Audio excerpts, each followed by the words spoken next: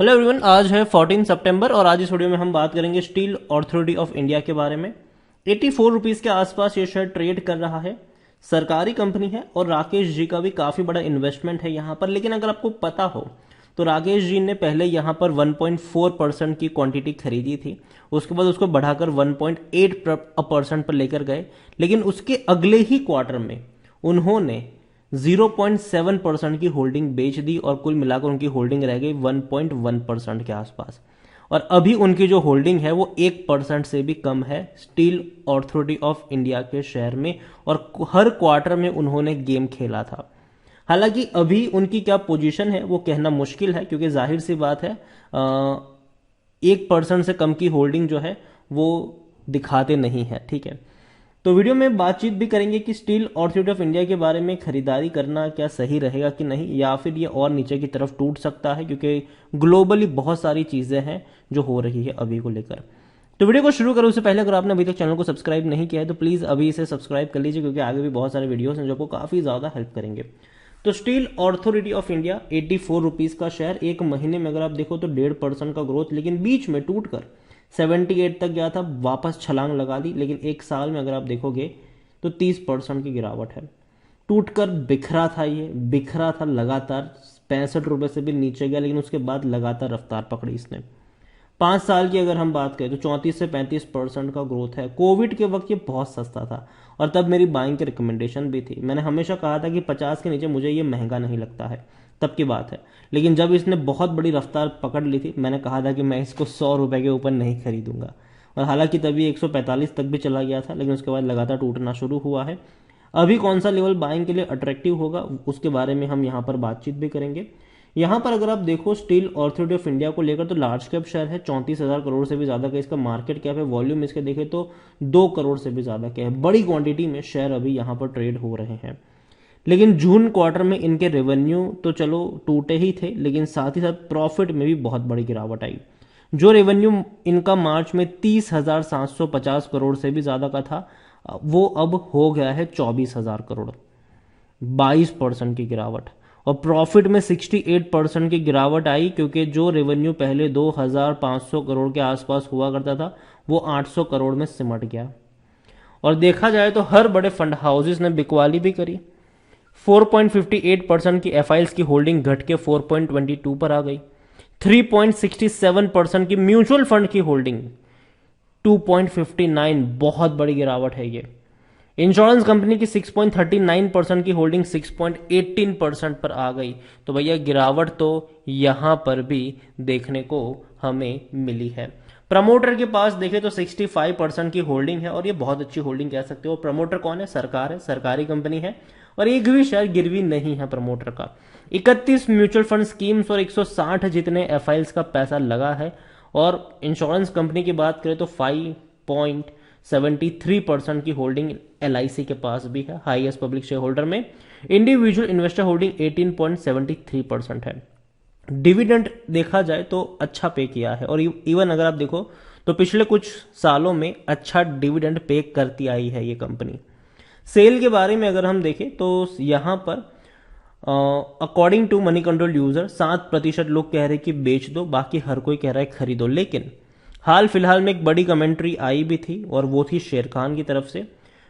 Reduce करने की सलाह थी उनकी, और 70 रुपए का टारगेट उन्होंने यहां पर दिया हुआ था। इसके अलावा अगर आप देखोगे तो कंपनी के जो रेवेन्यू थे उसमें बढ़िया जंप आया था, बहुत बढ़िया जंप था ये। 60,000 करोड़ का रेवेन्यू 1,00,000 करोड़ से भी ऊपर चला गया, और आप देखिए कितना बड़ा कैंडल बना ये। सेम चीज प्रॉफिट में भी देखने को मिली। जो पहले प्रॉफिट 2,000 करोड़ से भी कम था, अब वो 11,800 करोड़ पे चला गया। लेकिन फाइनेंशियल ईयर 2023 के पहले क्वार्टर में सिर्फ 800 करोड़ कमाए हैं, जो कि एवरेज से बहुत बहुत बहुत कम है ये। तो नेगेटिव इम्पैक्ट जरूर है ये।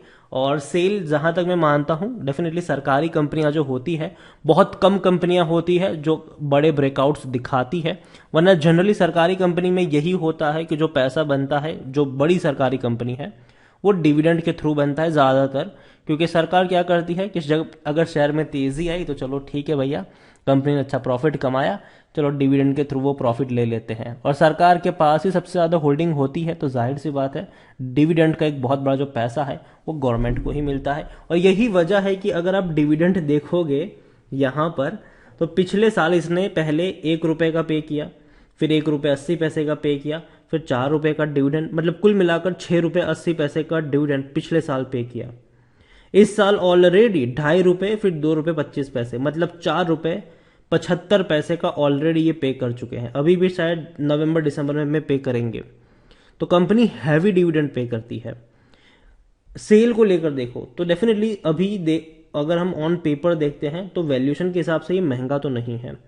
2.83 का इसका पी है, सेक्टर पी 13.92 का है। 48% एनालिस्ट कहते हैं खरीदारी करो। खरीदारी करने का सही मौका भी है क्योंकि शायद ओवरबोर्ड जोन में नहीं है, कोई भी रेड फ्लैग नजर नहीं आ रहा है, बेहतर डिविडेंड पे करे, लॉन्ग टर्म में पैसा बना है, जनरली डिविडेंड के थ्रू ही बना है।